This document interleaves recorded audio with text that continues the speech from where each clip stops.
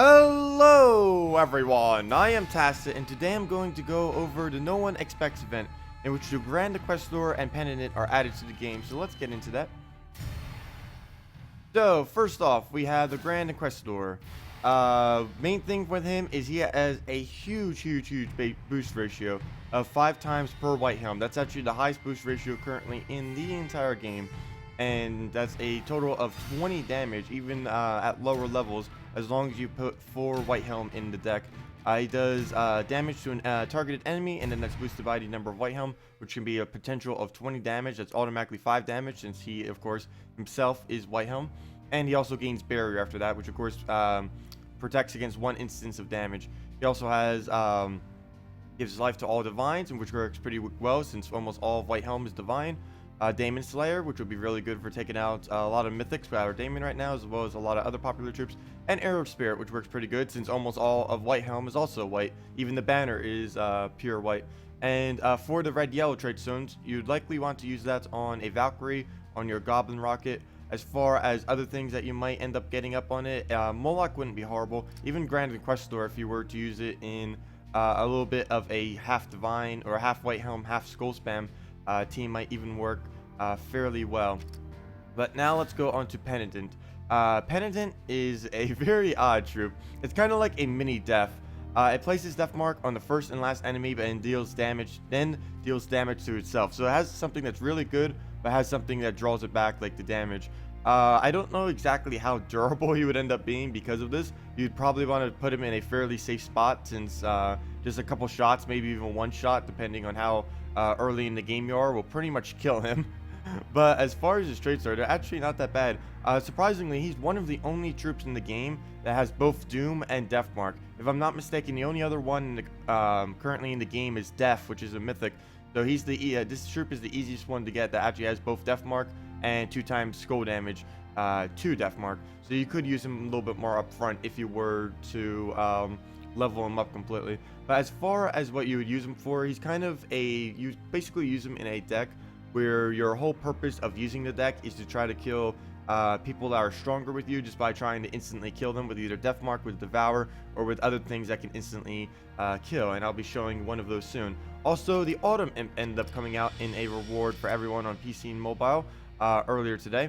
Autumn Imp is one of the weaker imps.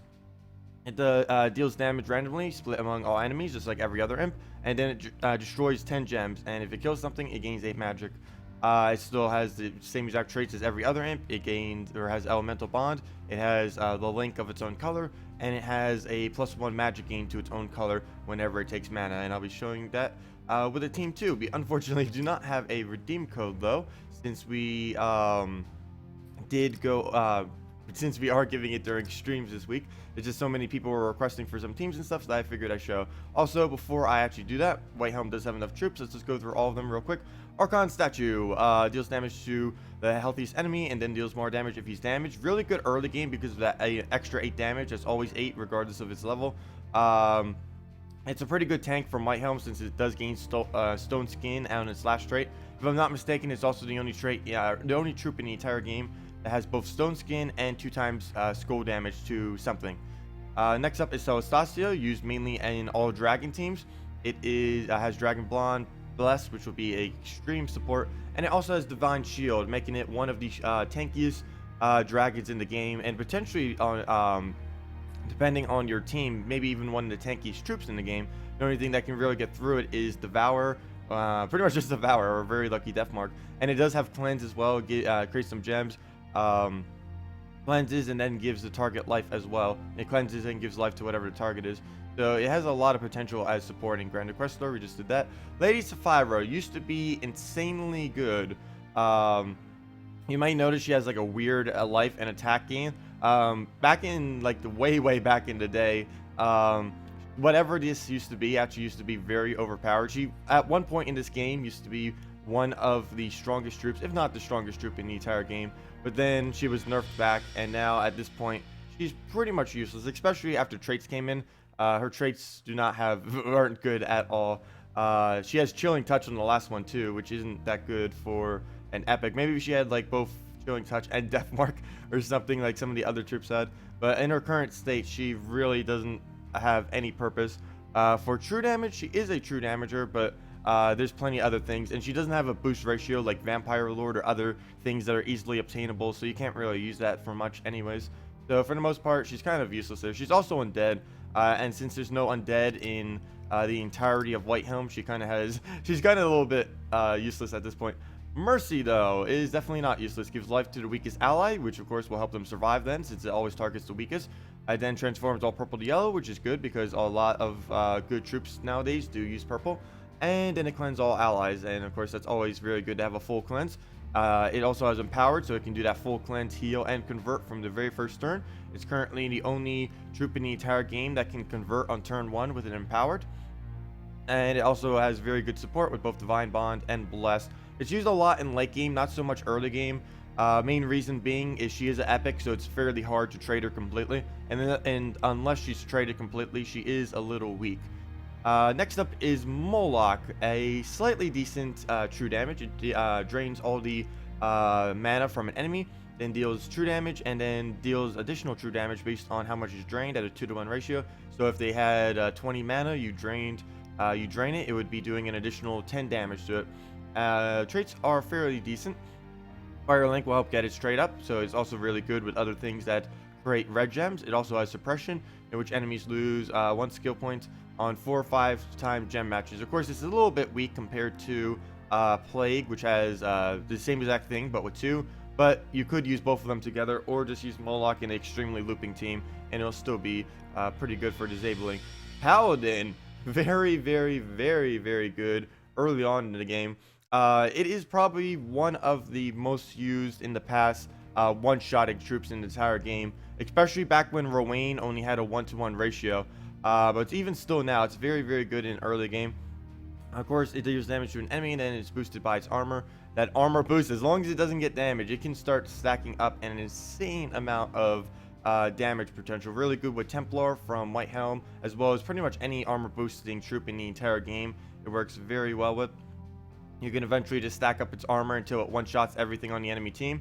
And it even gets his ability pretty quick, since it also has Air Link, so you could use it with a Mercy, with an Alchemist, with anything that creates yellow, and it'll get up even quicker. And there's Penitent. Priestess isn't used too much. She has Cleanse and Ally, and then gives them a bunch of armor and barrier. She's used mainly with Paladin and Rowan to be able to protect their armor, because that barrier will stop 1 instance of damage, so she'll give them armor and then protect against 1 instance that might actually destroy their armor.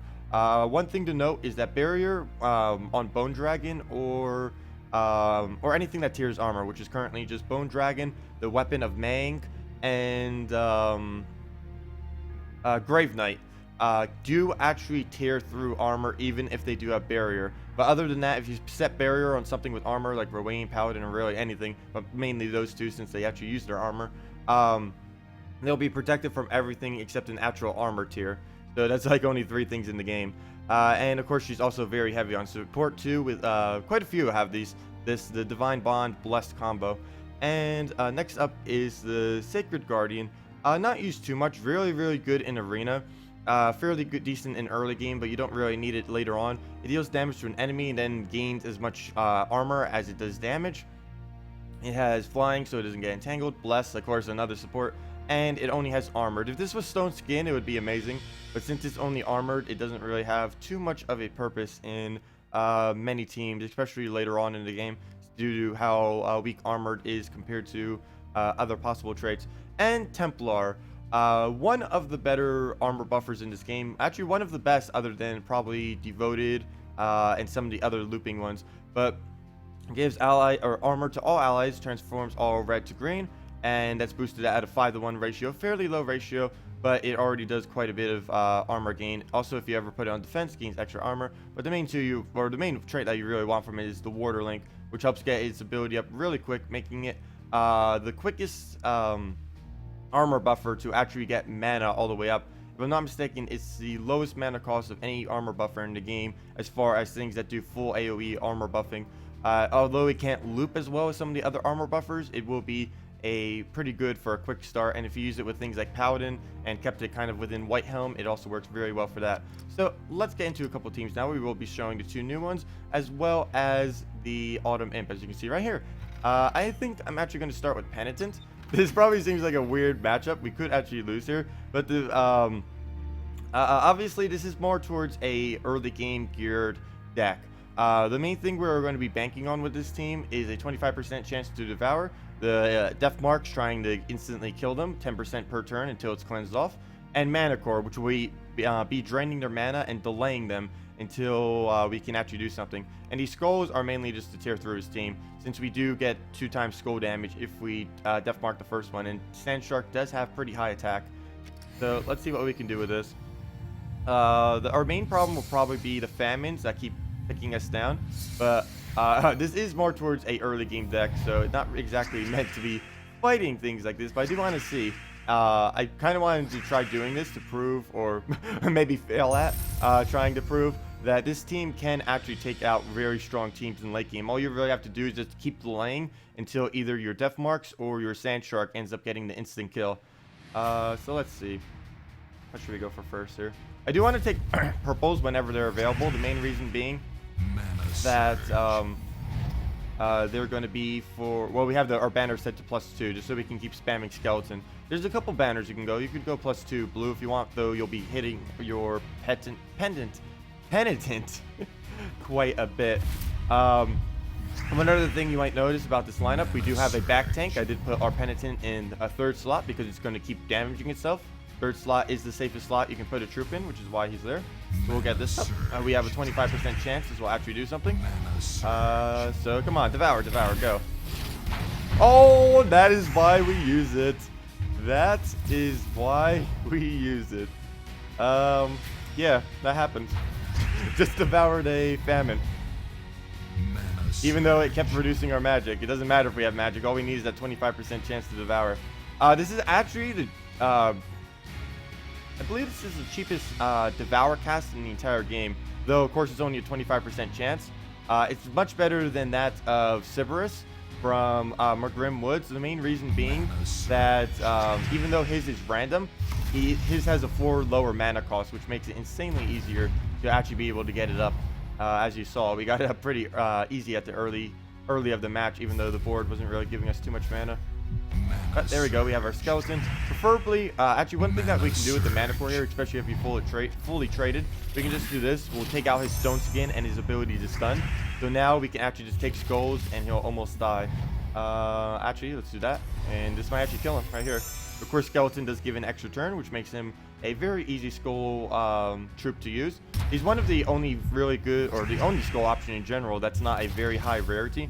So pretty much everyone can get a skeleton. It is a common, after all. And it does give extra turns, so as long as it's not frozen, you'll easily be able to get a skull from whatever it does afterwards. We haven't been able to use the Penitent yet. Now would actually be the perfect time, but we haven't been able to get mana on it since he only has 2 troops left to replace Death Mark on both of them. So there's some blue. Let's start trying to get him up. He is, of course, our other kill option in this team. The mana core is used to delay. The Sand Shark is used to hopefully get that devour off, as you saw. We use the skeleton for skull spam, or at least helping to make us skulls on the board. And we use our Penitent to hopefully get Death Mark. If we could ever get a mana. If we can get a mana, that is. Let's see. Well, let's start getting mana core up, I guess, just in case we have to drain him again. I do not want a... luckily, we do use lower amount of mana on this team.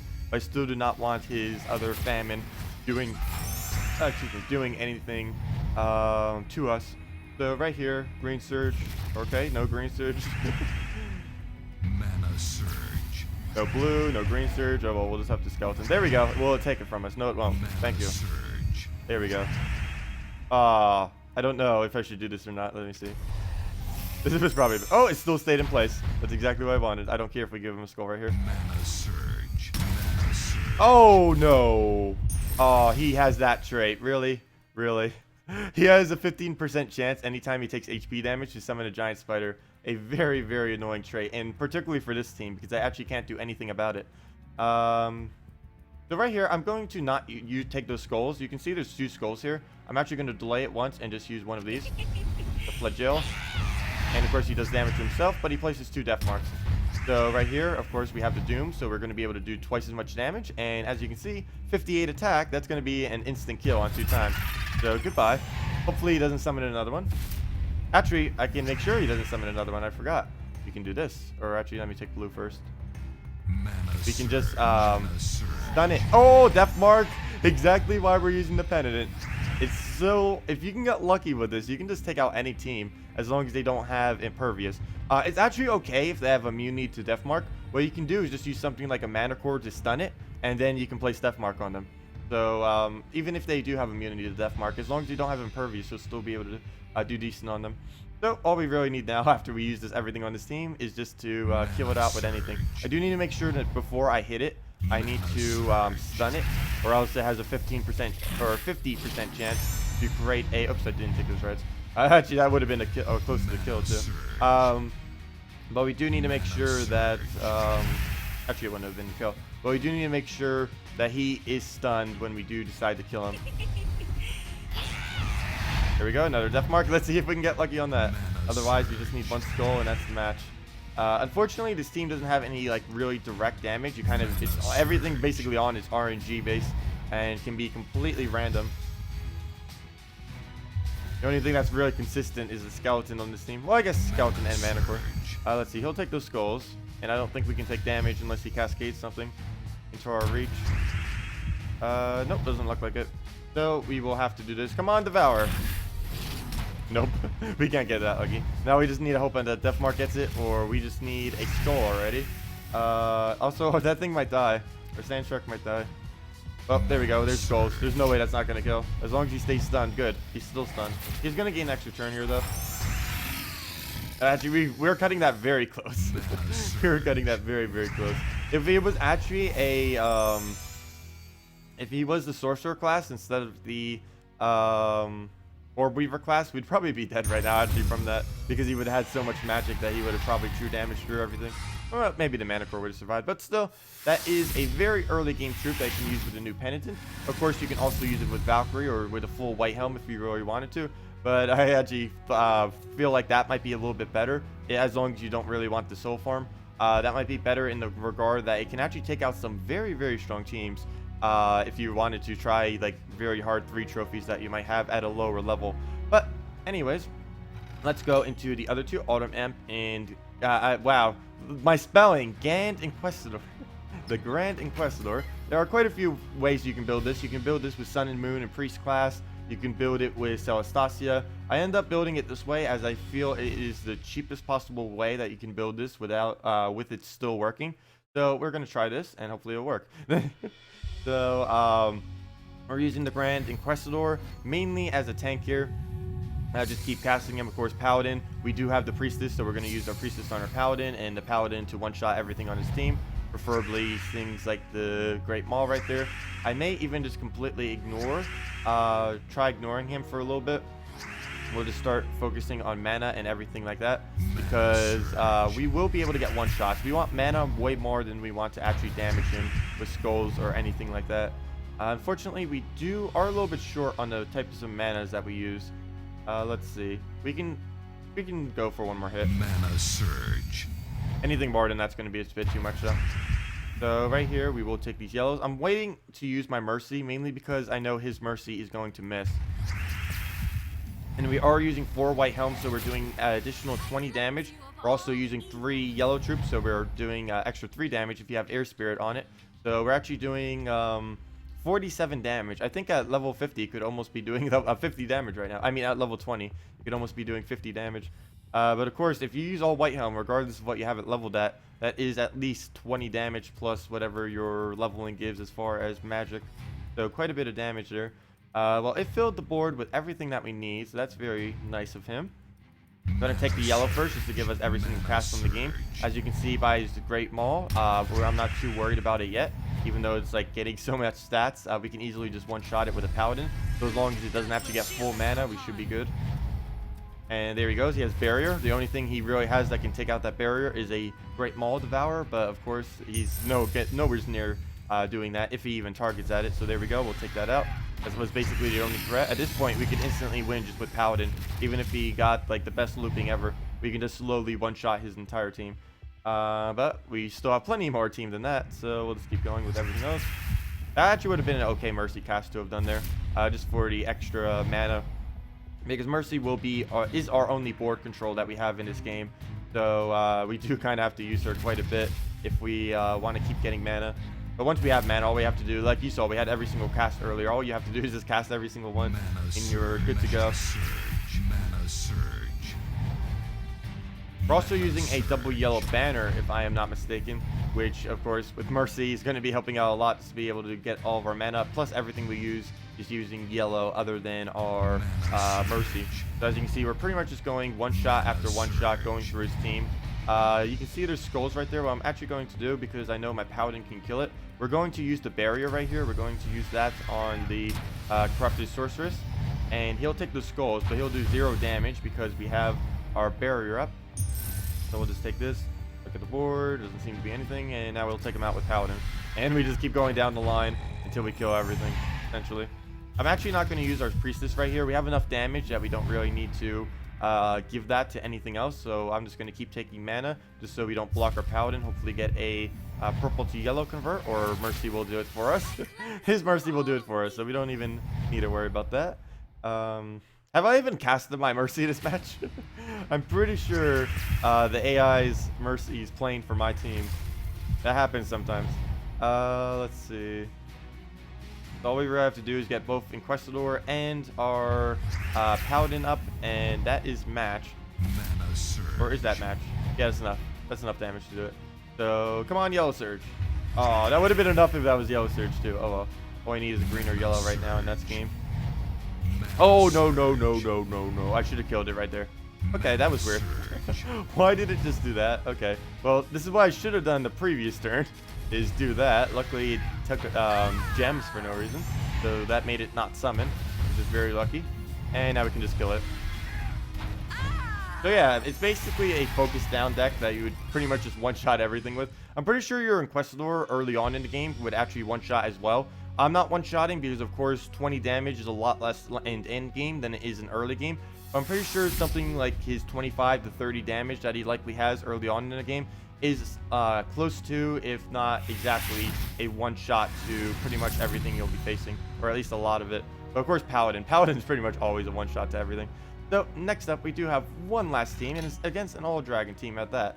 We're going to be using the Autumn Imp. Autumn Imp came in. Actually has been in this game for over a year now, but many of you have probably just gotten it today, especially newer players or anyone, or pretty much almost of the player base got it today, even though it was out a year ago. Of course, that was a year ago, plus there was a it was like the event almost a year ago, but they did give one out for free to every single person due to the server issues that have been occurring. Like last week, like last Monday, it was very, very bad. Like you could barely even get on. Servers were almost completely down, but they will be switching server providers as of starting next patch and start to integrate that over. So hopefully servers will be good, but they end up compensating us for us. As far as Autumn Imp is concerned, it's not a particularly good imp. Honestly, in my opinion, is actually the worst imp in the entire game. Surprisingly, it was the best imp when it came out. The main thing that has made it the worst is because of how magic has rescaled in this game, to the point that pretty much anything that just does split damage like it does is fairly weak. Like things like Steam Turret, like from Adana from Adana tends to be fairly weak. He is no different. Anything that just does physical damage, physical split damage, is not as strong as it used to be in this game due to all the numbers on armor, HP, and everything in general just being higher. And of course, it benefits a lot less from magic than it does many other things in this game, which has kind of made it fall off.